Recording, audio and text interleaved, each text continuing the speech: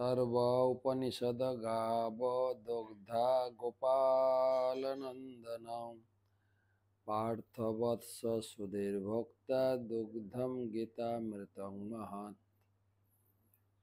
এই গীতার অমৃতময় জ্ঞান সমস্ত শাস্ত্রের সার অংশ।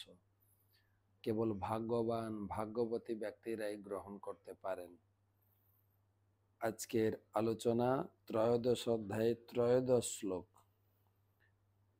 প্রকৃতি পুরুষ বিবেক যোগ। জ্ঞেয়ং যত্তৎ প্রবক্ষ্যামি যৎ জ্ঞাত্যামৃতম অশ্নুতে অনাদিমৎ পরম ব্রহ্ম ন সত্যনাশোদ্যতে।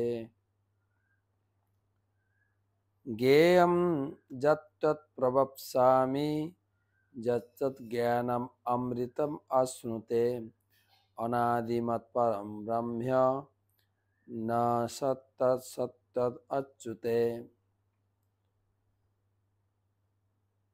অনুবাদ: আমি এখন জ্ঞাতব্য বিষয় সম্বন্ধে বলবো, যা জেনে অমৃতত্ব লাভ হয়।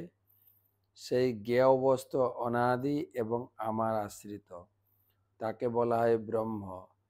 তা কার্য ও কারণের অতীত। ছটা তত্ত্বের মধ্যে ক্ষেত্র বলেছেন, ক্ষেত্রজ্ঞ বলেছেন, জ্ঞান বলেছেন। এখন জ্ঞেয় আলোচনা হবে, জ্ঞানের বিষয়, জানার বিষয়টি কি। ভগবান সরাসরি বলছেন, আমি হচ্ছি সবকিছু জ্ঞানের উৎস বা জ্ঞানের উদ্দেশ্য। আমাকে জানলেই জ্ঞান সম্পূর্ণ হয়। কয়েকটি শ্লোকে তিনি বলবেন, সেই জ্ঞান হচ্ছেন ব্রহ্ম, পরমাত্মা, ভগবান। এবং পরে পরে বলবেন তারা আরো কিছু গুণাবলী।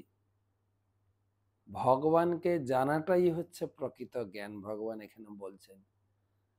যেরকম আমাদের স্কুল, কলেজ, ইউনিভার্সিটি, আমরা জানছি সমস্ত শক্তির উৎস হচ্ছে সূর্য। বৈদিক জ্ঞান আরেকটু ঊর্ধ্বতন জ্ঞানে নিয়ে গেছেন। এই সূর্যের উৎসকে, সূর্যের উৎস হচ্ছে ভগবান। ভগবানের দুই চোখ, চন্দ্র এবং সূর্য। যচ্চক্ষুরেষু সবিতা সকল গ্রহাণাম রাজা সমস্ত সুরমূর্তি অশেষ তেজা যৎসংজ্ঞয়া ভ্রমতি সংভৃত কালচক্র গোবিন্দম আদি পুরুষম তমহং ভজামি। এই সূর্য হচ্ছেন গোবিন্দের একটু আঁখি বা চক্ষু।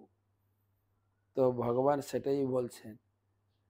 চৈতন্য মহাপ্রভুও বলেছেন, পড়ে কেনে লোক কৃষ্ণ জানিবারে, সে যদি নহিল বিদ্যায় কি করে। সেই সে বিদ্যার ফল জানিহ নিশ্চয়, কৃষ্ণ পাদ পদ্মে যার চিত্তবৃত্তি রয়।